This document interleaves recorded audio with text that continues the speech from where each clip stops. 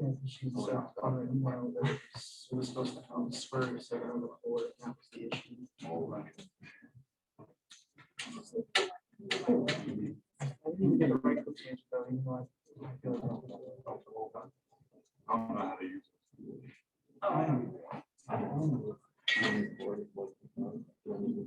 Yeah. so like code change like this adjacent over. it. Is it a service program? Yeah, it's called square 7 over 3, but that was wrong. Yeah.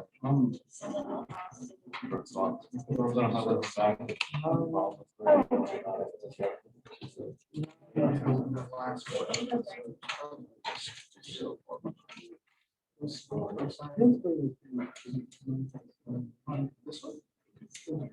Yeah, so I put a question mark because I didn't know. Okay. So, Yeah, a lot of technology going on right here. We'll hopefully navigate it.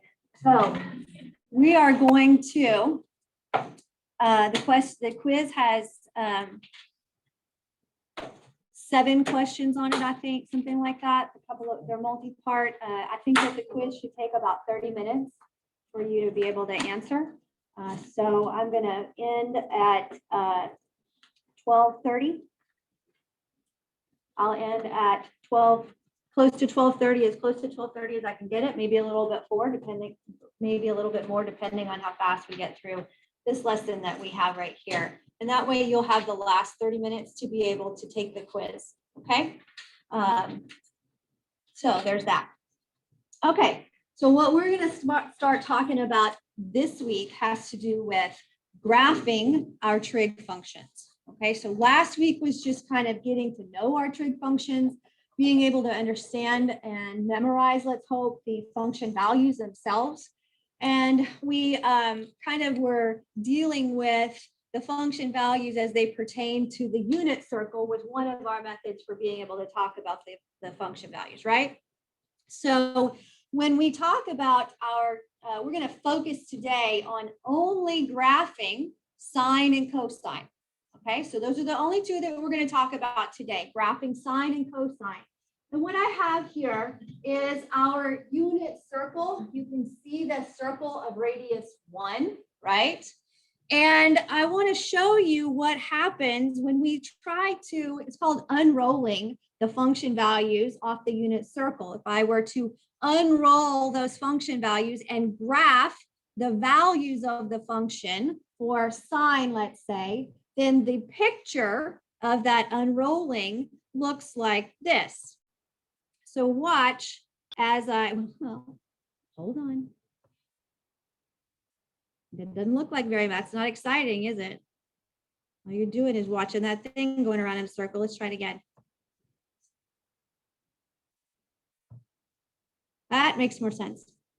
So as I move around the unit circle and I take the sine of various values around the unit circle, then you can see the wave that we get, right? The green line is representing the sine function. These are the function values when I take the sine, right? So if I were to take the sine at 0, the sine of 0 is 0, right? The sine of 1/2 would be 1.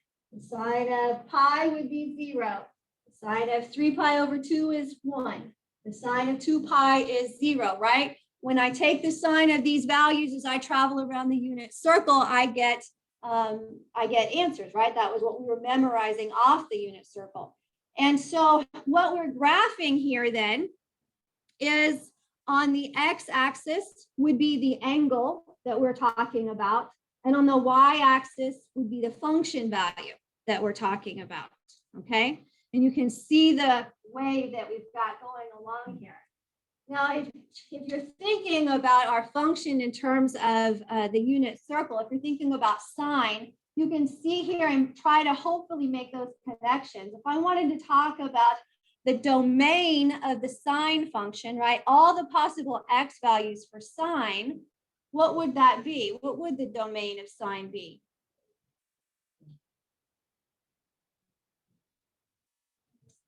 So I'm looking at domain. Remember, domain are going to be all the possible x values that I can input, right? So if we're looking at only the x-axis, what values do you see that we have here?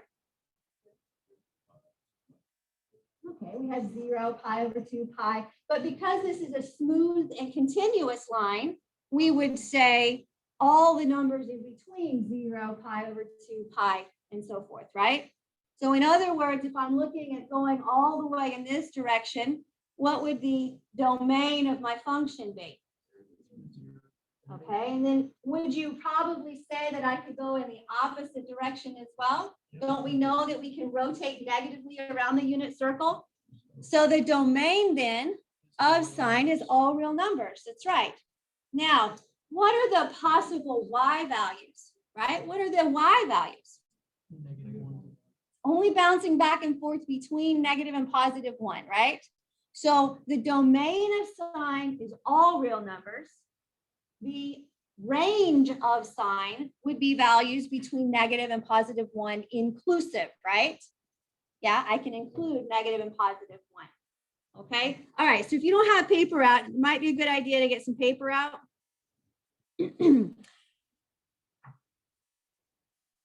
We're going to talk about these trig functions. Now, these functions, the graph of these functions are what we call periodic functions. All right. You can see there that a periodic function, so any function returning to the same value at regular intervals is what we would call periodic. All right. Tidal waves, daylight hours, heartbeats, sound waves, all of those things represent periodic functions, right? Periodic waves. Okay, and that's just an example of what you see right there. Now, what I want to make sure that you have written down has to do with this, right? So our parent function, the graph of sine, before I ever move it left, right, stretch it, compress it, whatever, the parent function of sine looks like this. It's always going to start at 0, 0. I always say it starts on the x-axis, all right? And then the way that we graph it, just like you saw a minute ago, is we are going to use basically register points or key points along the x-axis. And they happen to be those quadrantal angles, right? Where we had 0, pi over 2, pi, 3 pi over 2, and 2 pi. Those were the 5 quadrantal angles that we've discussed. And those are the values that we're going to use to be able to graph sine and cosine. Well, all of our functions, really. So although I know, and I could plot these points for pi over 6, what is the sine value for pi over 6, pi over 4, and so forth, I'm really going to only be interested in those quadrantal angles, right? To be able to sketch the curve that I'm interested in.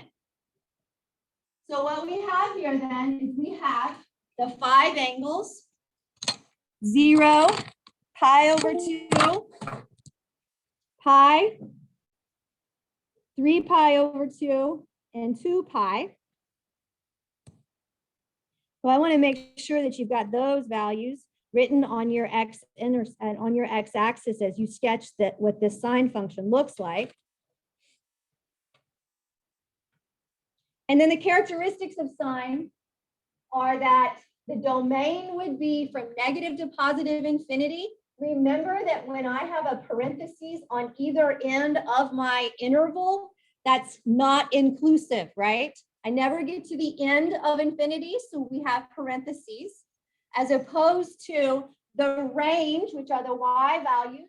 Notice I have brackets on there because I can actually include -1 all the way up to and including +1. So just a reminder about what those mean. One complete picture for sine, like the whole graph, like one picture of sine is considered a period. All right. So we say that the period for sine is 2 pi. So it takes this entire rotation or this entire length going between 0 and 2 pi to come up with a complete picture of one period for sine. Now, if we talk about symmetry, remember we have symmetry that we typically deal with where we have symmetry with the y-axis, that would be even. And then we have odd symmetry, which is symmetry about the origin. It's like a rotation.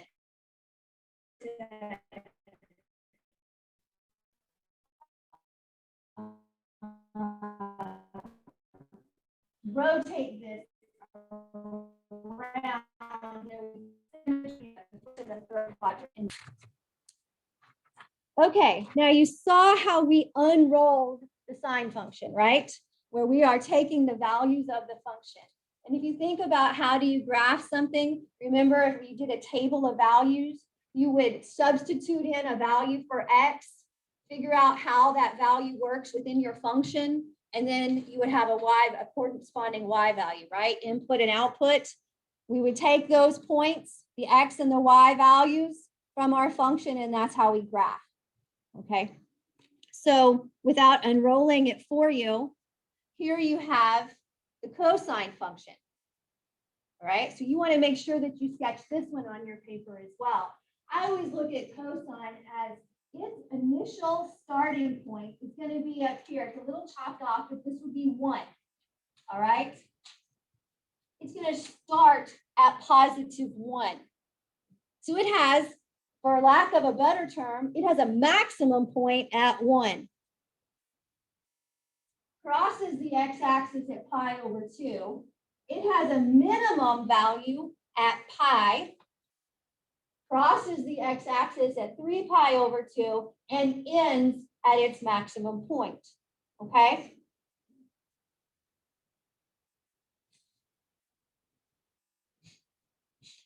So if I was to continue on and keep moving and graph cosine from positive to negative infinity, it would still look somewhat like this bouncing periodic function, right? They look almost exactly the same.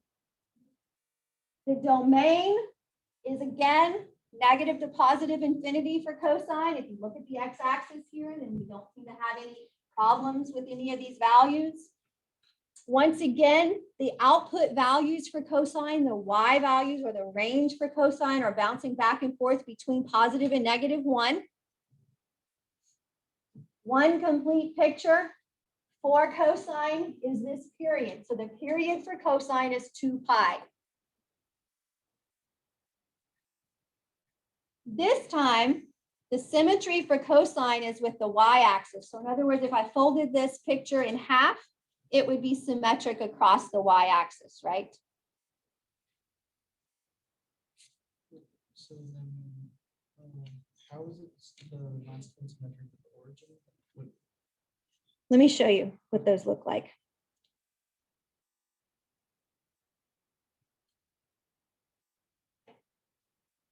Let's see if I can change this.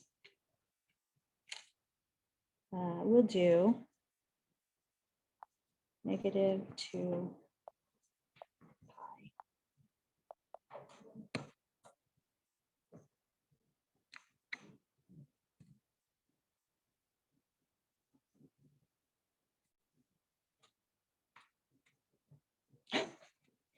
Okay, it starts over here, right? Mm-hmm. Starts over here. So I think there's an animation down in here. It's restricted to the domain, but it's just going to keep right on going this way. If you're following my hand and not the green dot, right? To where the next, when it goes down, it's going to come down here, right? And then it's going to cross right here. So this hump that you saw right here transfers down over here. Oh, okay. That's symmetry with the origin. Okay, is odd symmetry. Okay. And then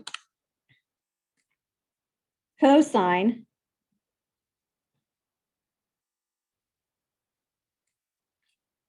so now that's both of them on there together. And you can see that if you were to just continue going, I'm going to move that back over, that they're doing the same thing. They're actually just shifted by a phase is what it is. Their pictures look pretty much the same, don't they?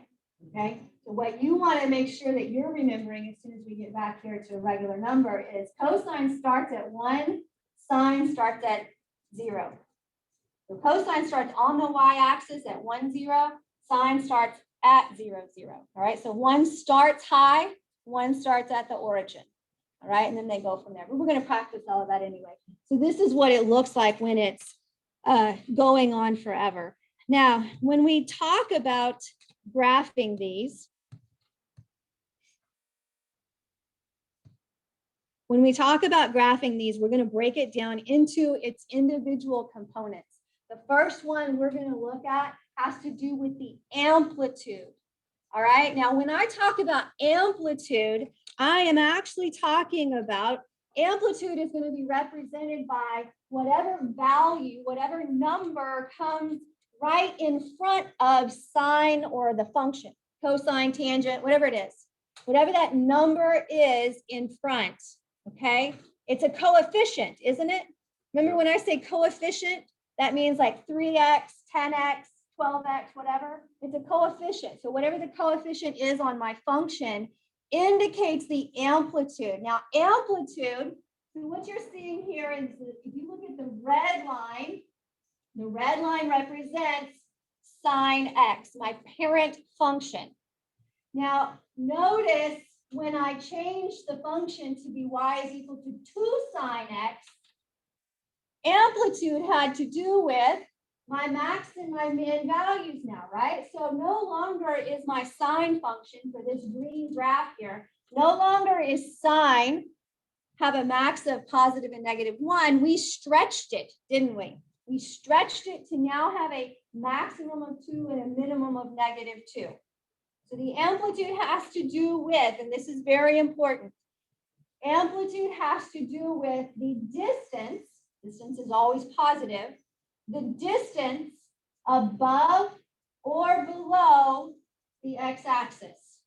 So I am 2 units above or I'm 2 units below, right? And that 2 comes from the coefficient in front of my function. So I can identify really quickly the amplitude of the function based on that number in front. I'm just going to switch it over here so you get a little bit of a different example. Remember that red line is my parent function, y is equal to sine x. And when I adjust that coefficient in the front, here I've got a function y is equal to 1/2 sine x. Notice that the distance from the x-axis to the max, or the distance from the x-axis to the min, is by a unit of 1/2. Okay, so that's the amplitude that we're going to be referring to. All right, and amplitude is always going to be represented by that positive value, which is the distance to the max and the min. Okay, and it does the same thing for cosine. I think we get the idea there. So let's go in and see, how do we go about graphing the functions? We're going to start by graphing y is equal to 4 sine x. And everything is going to be based off of that parent function that you just sketched down originally. There are a couple of components that I would ask that you start by writing down. It'll just make it easier as we move further. The first thing I want to do is I want to identify the amplitude, and I'm going to use that letter that we're assigning it as A. So A in this case is 4, right? That is that value, the coefficient of the function. And then in order to graph this, we're going to graph one period. What did we say that the period was for sine? 2 pi. And the next thing that we're going to look at, we know that we are looking at then our graph is going to be contained on the interval. I want to only look at the interval of our graph between 0 and 2 pi. So I'm only going to look at values between 0 and 2 pi. This will make much more sense in just a minute. Based on the period, I'm now identifying how much of the x-axis do I want to look at. That's what I just wrote down. I'm only going to look at the x-axis between 0 and 2 pi.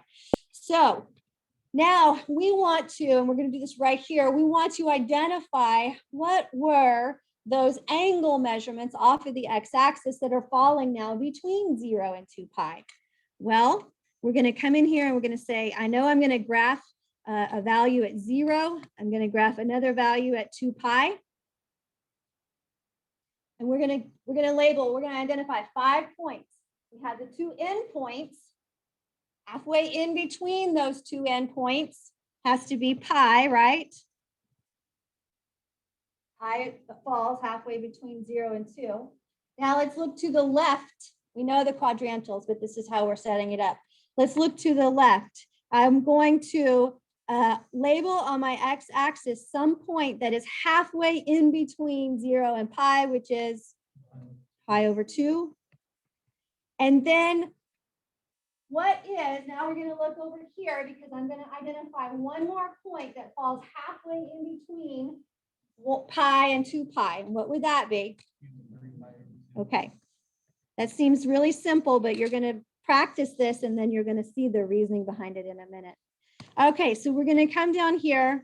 And now when we graph our trig function, you make it a little different than you do the regular coordinate system like we're used to, which is kind of evenly spaced plus sign. This time you're making almost like a T, or you're sliding this y-axis over here further to the left. I'm going to go in here and I'm going to identify those points right here. So these are the values that I'm going to put on the x-axis. So I've got a point here at 0. I've got a point out here at 2 pi. Halfway in between is pi. To the left of that's pi over 2. And to the right is 3 pi over 2. Those are the x values that I'm interested in. The other piece of this has to do with the amplitude. So what did we say the amplitude was here? So I'm going to, the amplitude is 4. So I'm going to come above the x-axis 4 units, and I'm going to go below the x-axis 4 units. And now I'm going to put the points on here. So I know that sine starts at the x-axis here at 0, 0. Moving to the left, I have a maximum point that occurs at pi over 2 and 4. I have an x-intercept at pi. I have a minimum that's occurring at 3 pi over 2. And then I'm back at 2 pi. Those are the 5 points that we're going to use to sketch this curve. And because it is a curve and not a V. And you just kind of connect it like that. That's what I'm going to be looking for on your test. All right. Everybody in here can plug this into Desmos or a graphing calculator and you can come up with a picture of it. What I'm testing on is all of that information up here, as well as all of this information here. Okay, so this is what we're practicing on. Okay, that's how we go about graphing sine, and it's going to be the same way for graphing cosine. Questions on that so far? All right. Now, when we talk about the period, remember we said that one full picture of sine falls between, before we ever do anything for it, falls between 0 and 2 pi, correct? When we talk about adjusting the period, we are squishing it or we are elongating it, stretching it out. So the period has to do with getting that complete picture, all right? Now, we're going to find out that this value right here, this 3 that is falling next to the variable in the function, is going to help us identify what the period looks like, okay? Now, it's important that you understand that we are defining the period. Maybe you want to make sure you're writing down that the period is going to be equal to 2 pi over b. In the previous example, the equation was sine x, right? 4 sine x. So that had a b of 1. So 2 pi over 1 is always going to be 2 pi. That's how come we had a complete picture. Let me scroll back up here, right? So if I'm looking here, the number next to x is understood to be a 1, correct? And therefore the period is 2 pi. 2 pi over 1 would be 2 pi. And that's how come I knew this thing went from 0 to 2 pi. So we're going to see what happens now. What is this thing going to look like when I adjust just the period? So we're only going to look at the period here. So we start by identifying A, right? Remember, A is the amplitude. The amplitude on the function we're looking at here is what? All right, so amplitude is equal to 1. Now, this 3, we're going to identify as B, and therefore the period, which is equal to 2 pi over B, has to be 2 pi over 3. Okay, you understand where I got those numbers? Okay, so this means I'm going to get one picture, one entire picture of sine is going to get squished into, right? That's a technical term, squished into 0 and 2 pi over 3. So I'm only going to graph, because I'm only looking at one period here. I'm going to graph my sine picture. The x values are going to fall between 0 and 2 pi over 3. So what do those x values look like now on the x-axis? So the way that we break this up is, remember, my leftmost point for sine is going to be 0. The rightmost point for sine in this case is 2 pi over 3. That gives me one complete picture. Now I want to know, because I have 5 points to put that I'm going to put on my x-axis here. So what is going to be halfway in between 2 pi over 3 and 0? Pi over 3. So 1 pi over 3, right? 0, 1, 2.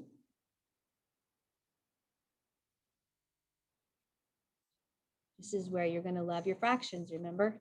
Okay, what do we think is halfway between 0 and pi over 3? Pi over 6. And what are you going to do if you don't have that, if you just blank, right? I don't know what it is. What am I going to do? Can I use my handy dandy graphing calculator that does all those things for me and divide, right? I want to know halfway in between there. So I would take that difference and divide by 2. All right. So now the thing that we like about starting at 0 is I know that, think about this, I'm envisioning what the scale is going to look like on the x-axis. That's what I'm technically doing here. So I know that I am incrementing by how much here? Pi over 6. So if I want to come now and I'm going to say, okay, pi over 3 plus pi over 6 is going to be what?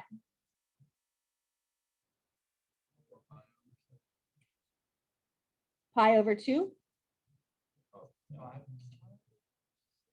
It's going to be pi over 2.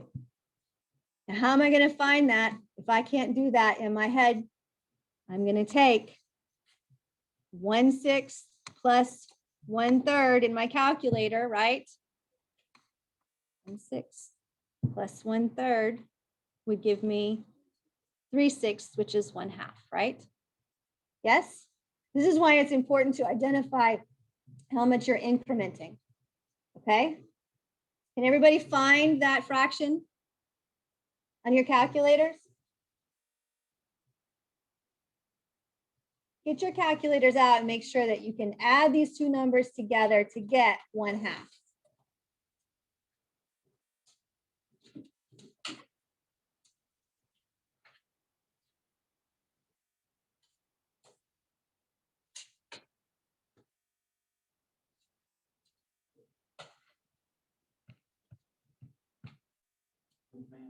Got it? All right. Okay. So nobody says that you have to be a mental math genius here with your fractions. You've got a backup plan, but you're going to be using a lot of these fractions. All right. So now what we've done is we've identified the coordinates, or the values, I should say, on the x-axis. So if I come down here and I've got 0 and 2 pi over 3 as my left and my right endpoints for the function I'm going to graph. Halfway in between was pi over 3. To the left is pi over 6. To the right is 2 pi over 3. That's the x-axis. And then the y-axis, my amplitude is a positive and a -1, right? So the graph of this, sine starts on the x-axis at 0, 0.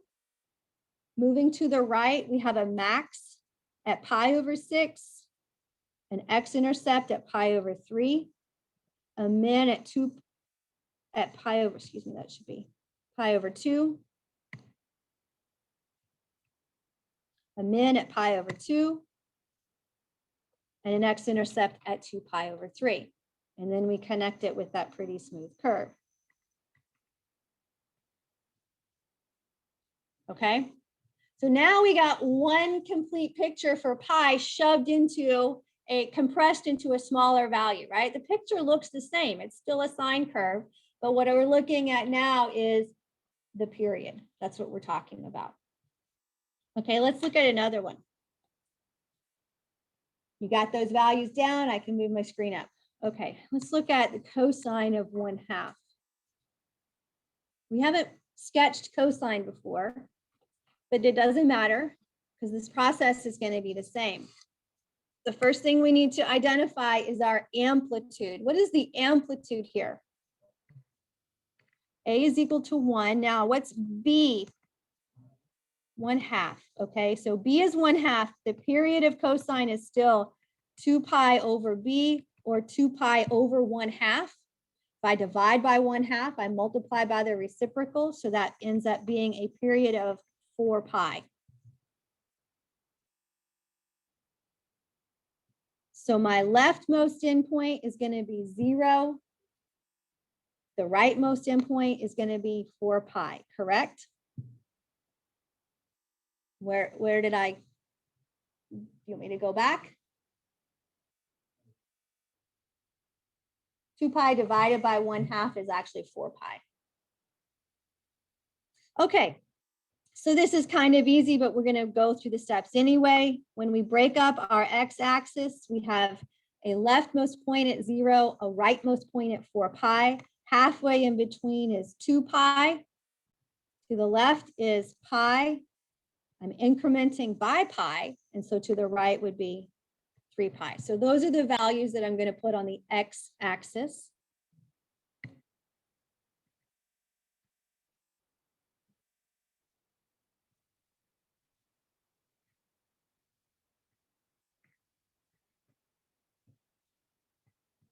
We're going to make sure we put in our amplitude. So I've got a positive and a -1 on the y-axis. And now this is where we're just a little bit different. So sine was going to start at the origin, right? Sine started at 0, 0. Cosine actually starts on the y-axis at its max point. So we start at this part right here. We start at 1 on the y-axis. That's the max. We're going to cross. So we have an x-intercept at pi. We have a minimum value at 2 pi. We have an x-intercept at 3 pi, and we end on a high note at our max point there.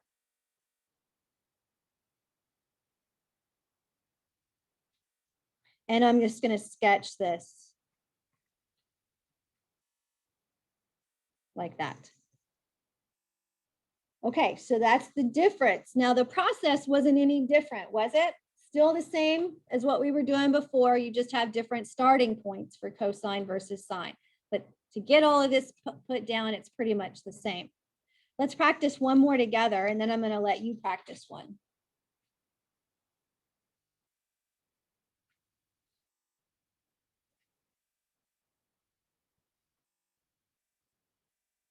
So still working with cosine, we have y is equal to 3 cosine of 2 pi x. So amplitude in this case is what? 3. B, what is B? It's actually 2 pi, okay? It's going to be everything up to the variable x. So it would be 2 pi. And therefore, the period which is 2 pi over b, or 2 pi over 2 pi is just 1, isn't it? So I'm looking at, on the x-axis, the numbers between 0 and 1. So pi kind of disappeared because we divided by pi. And we've got values, obviously, 0 to 1, 1/2 in the middle, 1/4 to the left, 3/4 to the right. So to put this on the x-axis, or to put this down on the graph, we've got those values.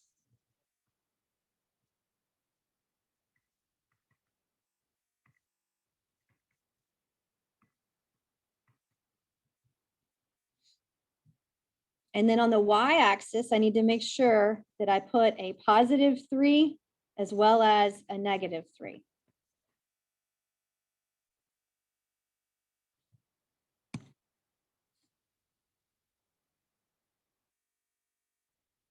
So cosine starts on the y-axis at its max point.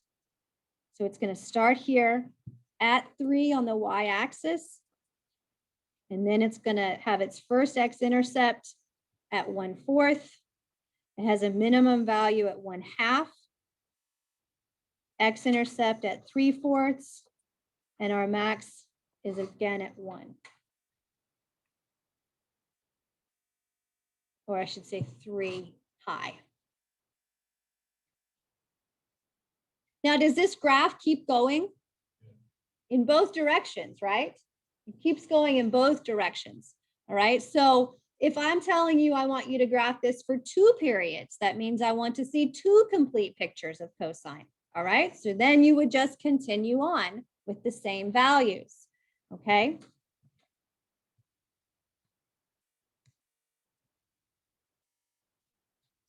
All right. Now I want you to see if you can graph negative sine pi over x. But before you get started, what is the amplitude of this function? Oh, good. No, it's not. All right, amplitude is always going to be positive. Amplitude is going to be how far distance I am above or below the x-axis. So the amplitude is 1. What does that negative sign tell us to do instead? Right, it's a reflection across the x-axis. That is exactly right. The amplitude is 1, but I am going to flip this. So you want to think about that. I'll be right back. You see what you can get going. I gotta go get my cord and plug this in. Start by graphing this and we'll check in with each other in just a second.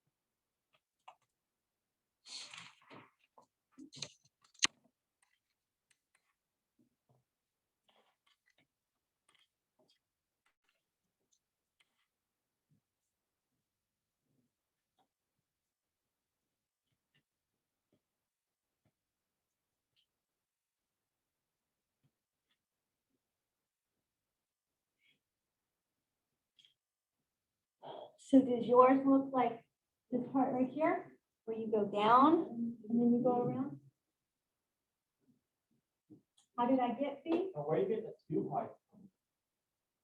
I don't understand. Remember, we defined the period to be 2 pi over B, right? Yeah, so I just keep writing 2 pi in the numerator and then dividing it by what I've identified B as. Okay? So does your function look like this? Okay, and if I were to continue on, I would have another function that looked between 0 and 4. Count it by pi, then the period have pi in it? No, that's a really good question. My period is 2, actually. I'm asking like in another problem. So I'm asking, like if you had, so I'm just gonna go an example, like if you had 2 pi over 2. Then it would be pi. Yeah, you had to count pi and all of that. You would have a picture between 0 and pi. Yes, ma'am. So left would be 0, right would be pi, and then we would divide it up the same exact way. That's what it was. Yep, that's exactly right. All right. Okay.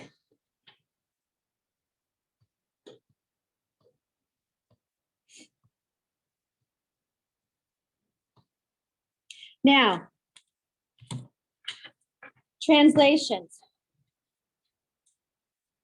We'll come back and we'll work a couple of problems at the beginning of class next time, but I want to make sure I can get this covered before we take our quiz in 30 minutes, all right?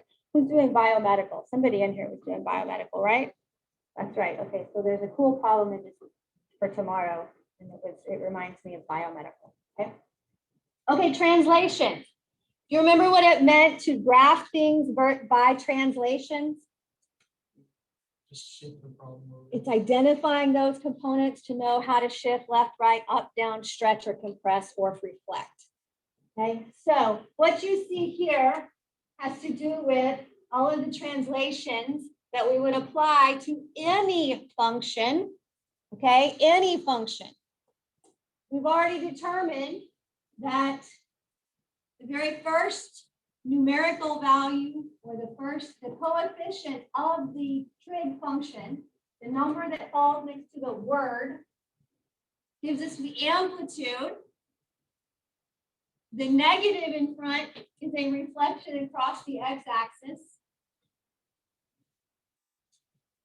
B, we're identifying B. We'll talk about the way this looks in a few minutes, but B, we've identified B as telling us about the period. We need B to understand what the period is. So we need B to understand what the period is. Then when we add or subtract in the function, okay, inside of the function where the variable is at, like parentheses, inside of the function, when we add or subtract in there for whatever function we're looking at, that's a horizontal shift left or right. All right, it's a horizontal shift left or right when you add or subtract in the function. When we are dealing with periodic functions, the horizontal shift is renamed a phase shift. All right, so when you see phase shift, that's what we're referring to. It's a horizontal shift left or right, and it happens inside of that set of parentheses. We identify it as D, or I usually just write phase shift. Okay, vertical shifts come when I'm adding or subtracting a number outside of the function. So this whole thing right here is the function. And if I add to it or subtract from it, that's a vertical shift up or down. I'm going to take the whole function and shift it up or down. All right, and these are translations that apply to every single function that you deal with. Okay, the first translation that we want to talk about is going to be that horizontal translation, or in other words, the phase shift left or right. So you can see I've just rewritten it right here. So our horizontal translation moves to the left or to the right, and it's when we are adding or subtracting in the function. So we're going to come in here and we're going to graph y is equal to the sine of x minus pi over 3, and we're going to do it for 1 period. So just like before, where we identified the amplitude, A is what? 1, okay, 1. B,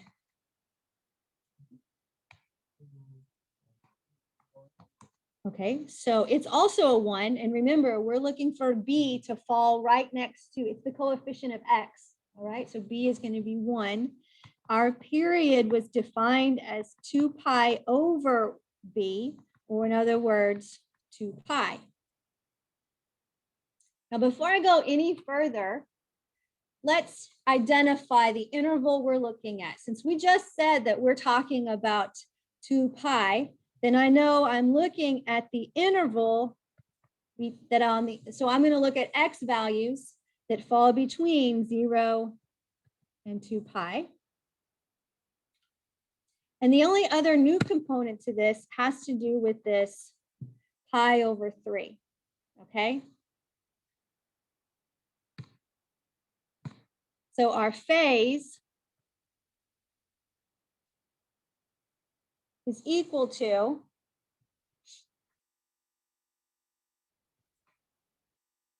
a pi over 3. Now, if you remember that when we do horizontal shifts, we actually shift opposite of what the sine looks like. Do you remember that?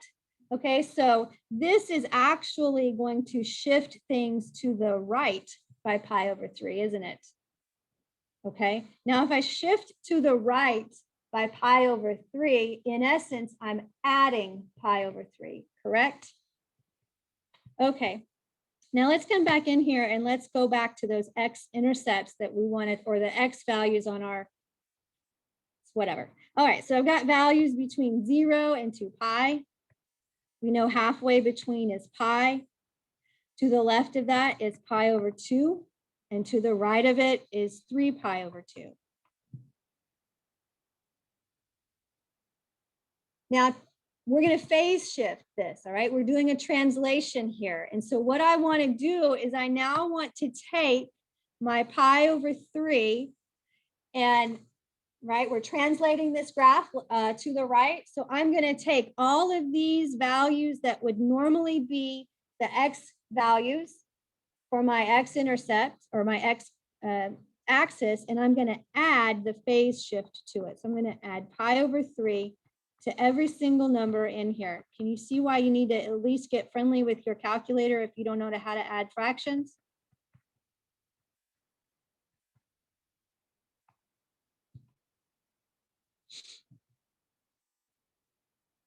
So what this gives me is 0 plus pi over 3 is pi over 3. Then I have 5 pi over 6, 4 pi over 3, 11 pi over 6, and 7 pi over 3. And I just got those numbers by adding those two fractions together. And you can do the same thing on your calculators, okay? Or you can do it in your head. So what we have done is this was the x-axis. This is now the x-axis after my phase shift. Those are the numbers that I want to put on the x-axis.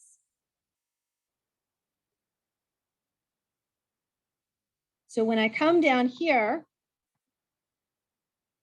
the leftmost point that I'm going to start with is at pi over 3. So that doesn't start at the origin, does it? It starts a little past the origin. So here's pi over 3. Here's 7 pi over 3. And I'm going to fill in my values from above.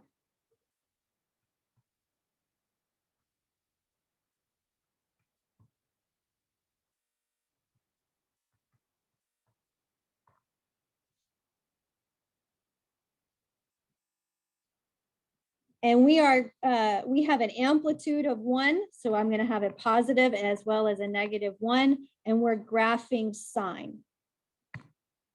So if the leftmost point that I'm interested in starts at pi over 3 on the x-axis, sine starts on the x-axis. So it's going to have an x-intercept at pi over 3.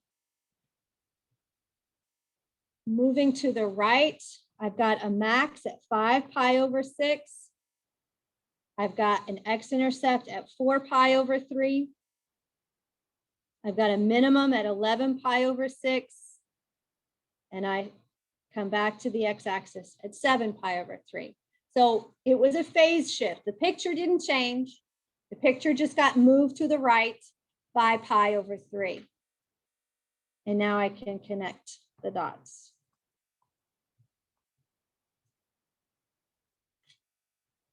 Okay. So there's a couple of different methods. This is a little different method of teaching the graphing of it than I think what the textbook offers. But I like to take your original interval, and I'm not going to put it on the x-axis. I'm going to take my original interval and I'm going to phase shift. I'm going to add or subtract to that original interval, which is what we did to get my new x coordinates, we'll call it, right? My x-axis. It's going to shift left or right from there, okay? All right, let's practice that again.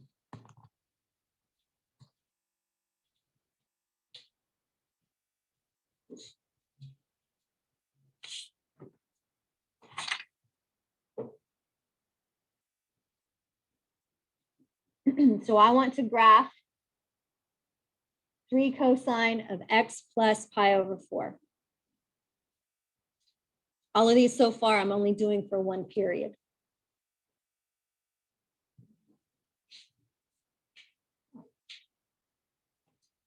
So what's the first thing we need to identify? Okay, and what is it? All right, so A is equal to 3. What's B? Okay, so therefore the period has to be 2 pi. So I'm looking at values between 0 and 2 pi. And what's the phase? I'm going to subtract pi over 4. All right, it is pi over 4. You probably want to, it's going to be helpful to identify whether or not you are adding or subtracting this value. Okay, so I know I've got values before I ever shift this thing between 0 and 2 pi. Same quadrantal angles we've been doing before, only this time I'm going to subtract pi over 4 from everything, from each of those numbers.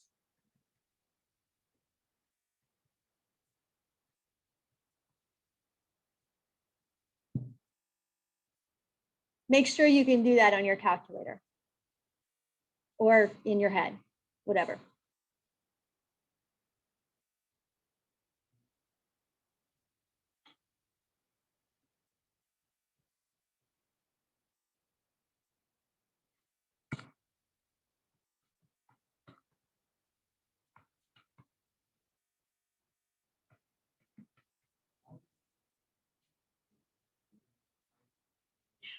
So, Javi, that's a good question. You don't put pi in there. You're letting the calculator just do the fractional part. So it would be like if I was doing 0 and negative pi over 4, because I didn't know how to do that in my head, I would put 0 minus.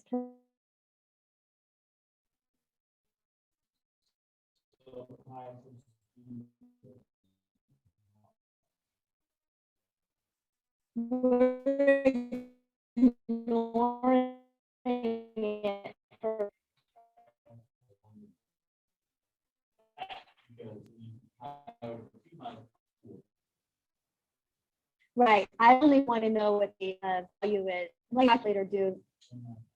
Yeah, 1/2 minus 1/4. Right.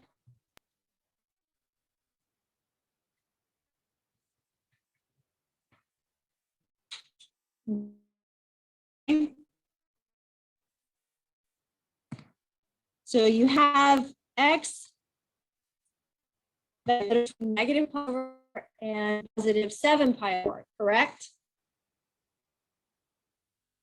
All right. So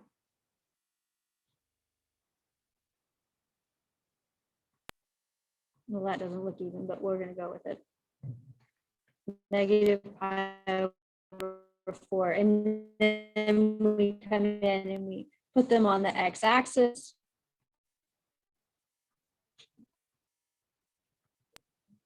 It's fine.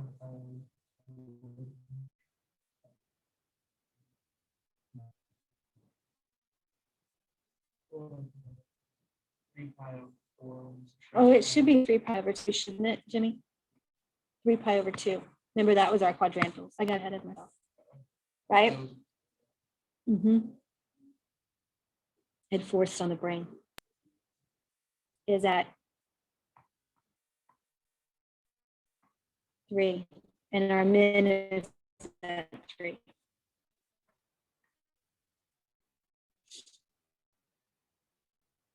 We are graphing cosine.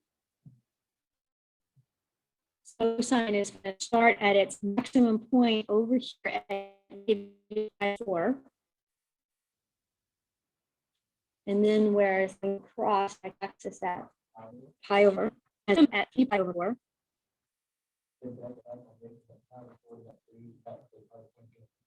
Exactly.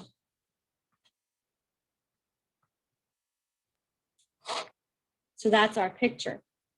So if I were to ask you to draw this over 2 periods, okay? What am I incrementing by? Because I would need to just keep adding on to the left or to the right, wouldn't I? Till I got.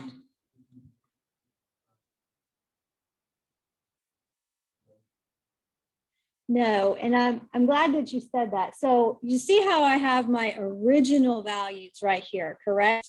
That's the scale of my x-axis, isn't it? And as I increment from the leftmost value to the next, I'm incrementing by what? I'm incrementing by pi over 2, correct? Okay.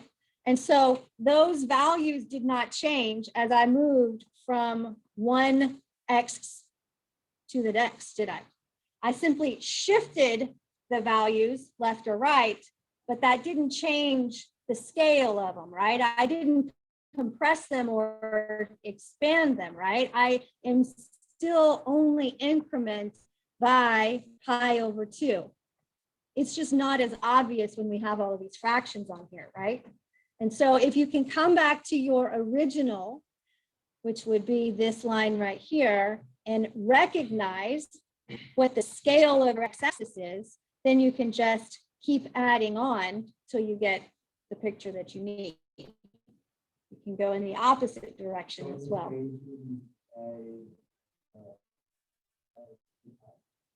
Pi over 2. I would be adding pi over 2 to 7 pi over 4.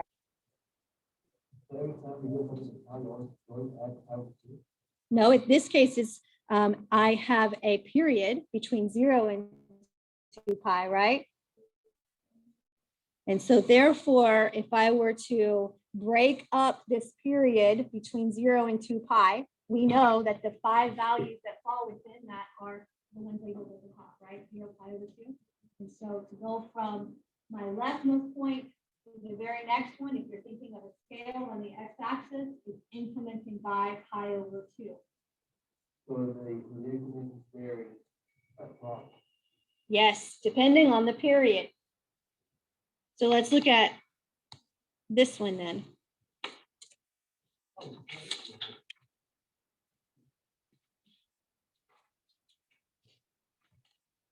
Okay.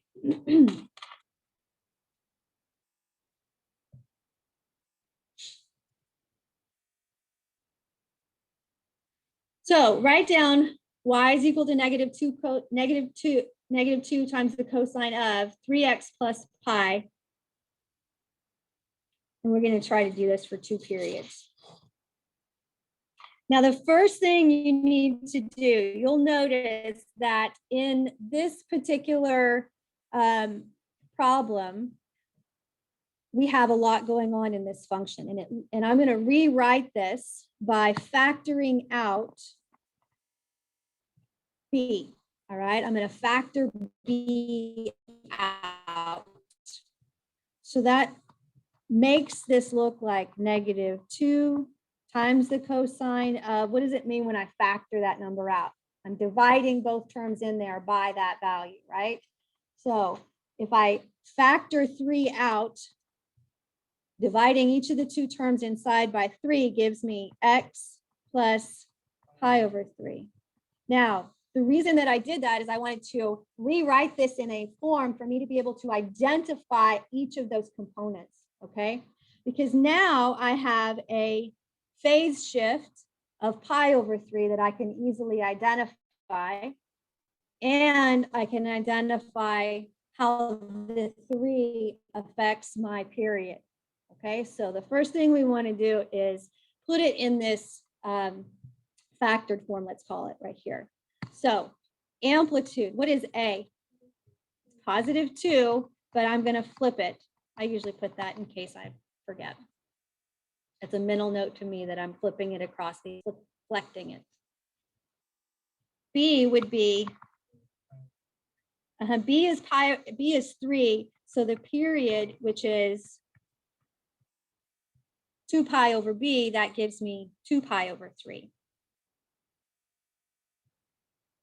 So I'm looking for one picture between 0 and 2 pi over 3, but I'm not going to do that just yet. Yes, yes, yes, but start small. And we have a phase shift, which is going to do what? Subtract pi over 3.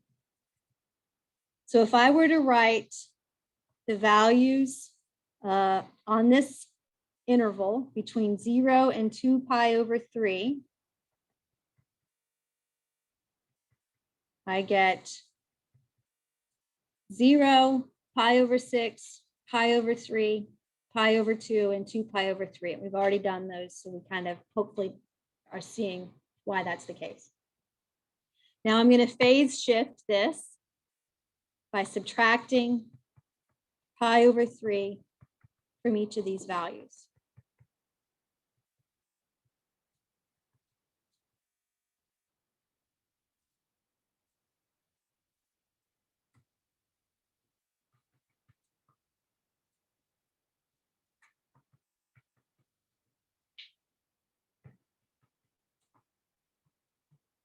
Now, when you do that, you should end up with values from your leftmost point at -pi over 3, -pi over 6, 0, pi over 6, and pi over 3. We're going to shift everything to the left by that amount.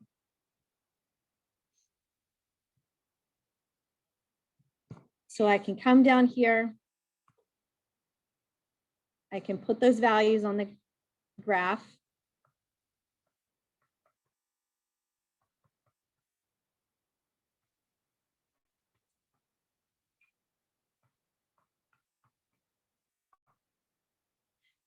I've got an amplitude of 2, so I'm going to put a +2 and I'm going to put a -2. This is cosine. So for cosine, since I flipped it, I'm going to actually start at the minimum point, right? So I'm going to start at the leftmost value at its minimum, because I reflected it across the x-axis, correct? Normally cosine starts at its maximum, but I'm reflecting it across, so I'm going to start at its minimum. I cross at pi over 6. I've got a maximum at 2.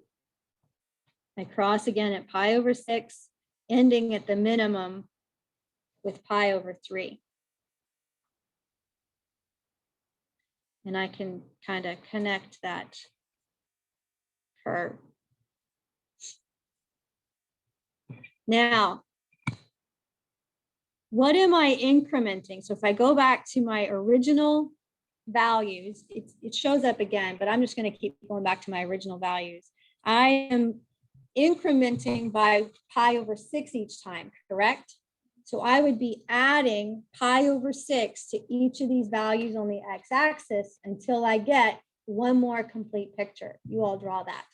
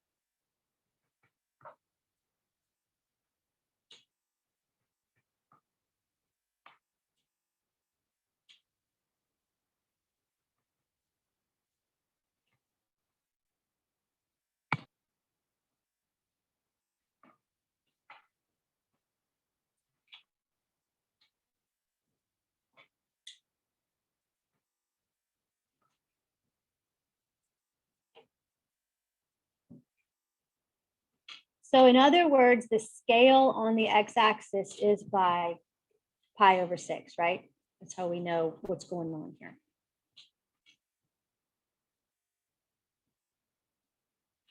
Okay. Let's look at one more.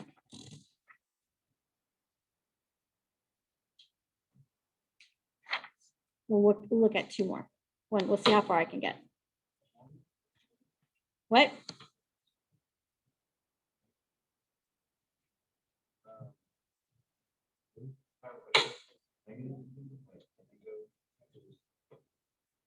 Well, what?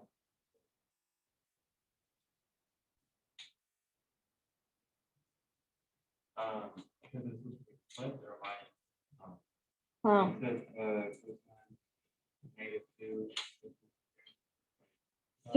so I did start it, right? I started it down here. So I did flip it. It kind of depends on where you're looking at this, right? Yeah, I did. I started it. And I left it right there. I know this works. Since they're periodic, it's harder to see. I know that. Okay. All right. Let's look at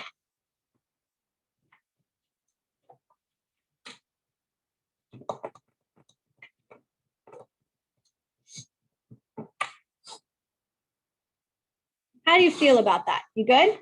Is it easy? Relatively easy? All right, we'll keep going then. So vertical translations. When we do vertical translations, obviously that's a shift up or down. So this is adding or subtracting to the function. I have this written up here several different ways, right? Anytime I add to the function, this is what we'll call outside of the function, then that is the amount of the vertical shift up or down. All right, so the function that I'm referring to, right, this is function notation. The function would be our trig term, our trig graph. So if I add to the function, if I subtract the function from my constant, right, all three of these representations are the same thing as far as adding to the outside of the function. Okay, so I'm looking at this graph where I want to graph y is equal to 3 minus 2 cosine of 3x. We'll do it over 2 periods. So again, we're going to start out by identifying A. What's A? A is 2, but also notice there's a negative sign in front of it, isn't it? And so what effect does that have on my function? It's going to flip it, right? What's B? B is 3, and therefore the period is equal to 2 pi over 3. We're only looking for values between 0 and 2 pi over 3 initially. Do we have a phase shift? No, not on this one. No phase shift on this one. But we do have, bless you, we do have a 3 here in the front, right? So this here would be our vertical shift. And 3 is positive, right? This 3 is positive. So we're going to shift it up by 3. Are there any questions on how I identified all of those pieces? This 3 right here, by the way, it has to do with that 3 in the front, right? Okay.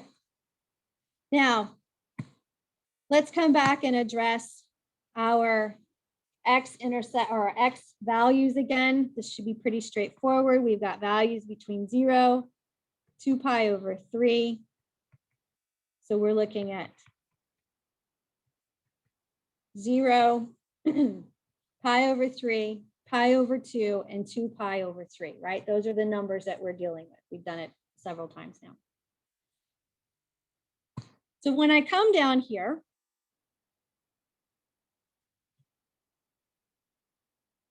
and I draw those values, right? The values for my x-axis between 0 and 2 pi over 3.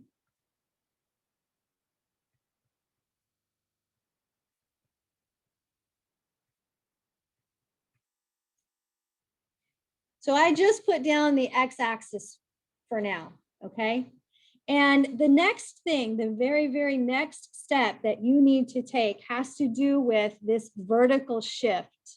This vertical shift says that I am going to take my x-axis and I am going to shift the x-axis, temporarily speaking. I'm going to shift my x-axis up by 3, right? Vertical shift up by 3. So what I'm going to do is I'm going to come in here, and at 3, I am going to draw a temporary line. And I want to make sure you all are drawing this temporary line as well. This is my new temporary axis, x-axis.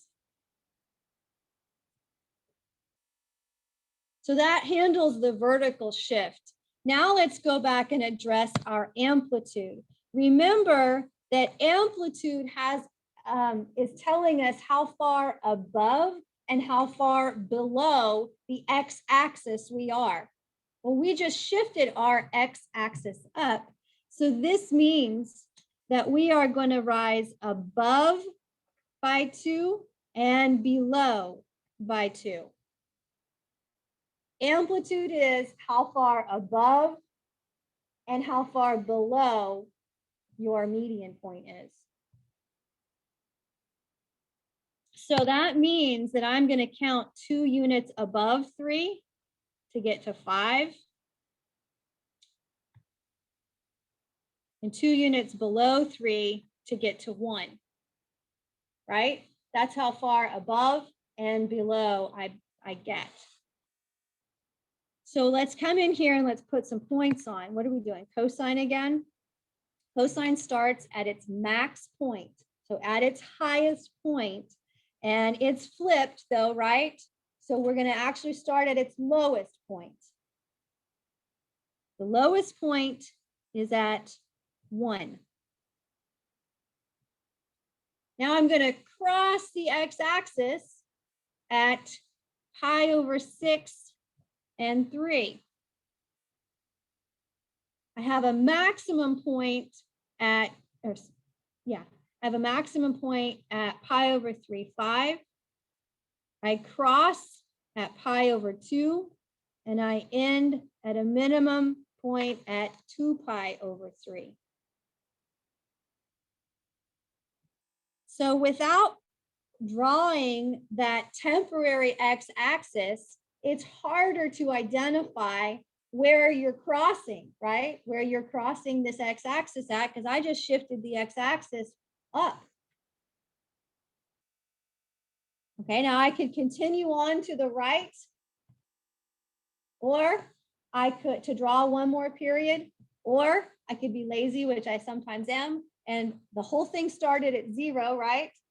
I could just do everything to the right, to the left of that, right? Fold it over, and I've got negative 2 pi over 3, negative pi over 2, negative pi over 3, like that in my picture, right? I could go that direction, or I could go to the, in the positive direction. I could draw a period to the left in the negative direction, or I could draw a period to the right in a positive direction, and you will have answered the question sufficiently, because this goes on forever. You can even get really, really try to confuse me and do half on the left and half, half positive, half negative, right? Those would all be, as long as you are graphing 2 full periods, that would be the picture as well.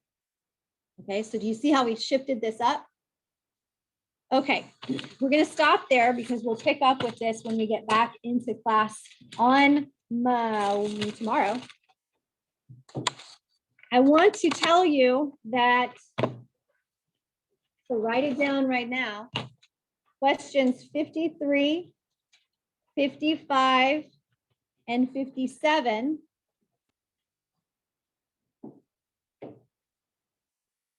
from the suggested practice problems. I want you to graph it using the same formation that we're doing here. All right. It asks you to do something different and lists. I just want you to practice more graphing.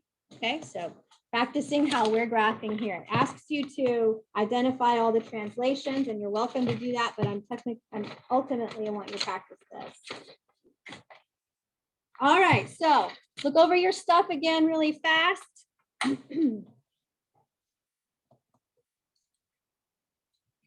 Ultimately, what you're going to need to get out is a piece of paper, okay? And nothing else.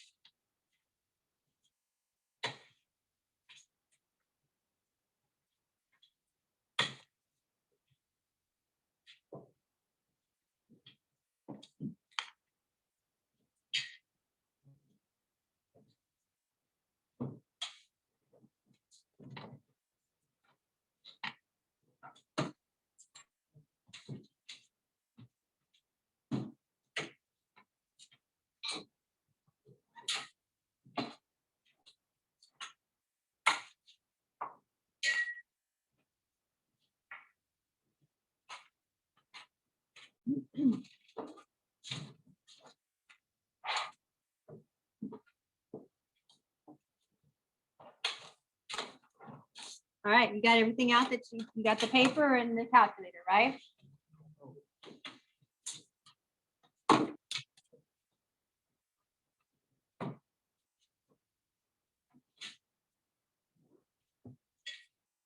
You don't have to write the question. Don't take the time to write the question.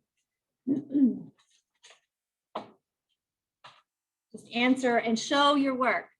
So show me what it is that you're doing, right? Okay.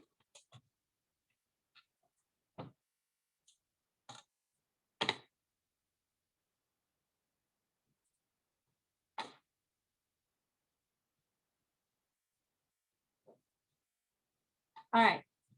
So we'll start here.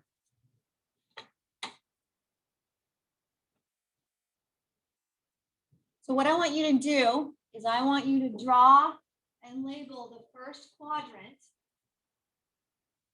That's 5 angles. And I want the radian, degree, as well as the ordered pairs for those 5 angles. So you should have 15 values there on that unit circle, or that on that. And then I want to know what the function value is, the exact function value without your calculator of those 3 that you see there.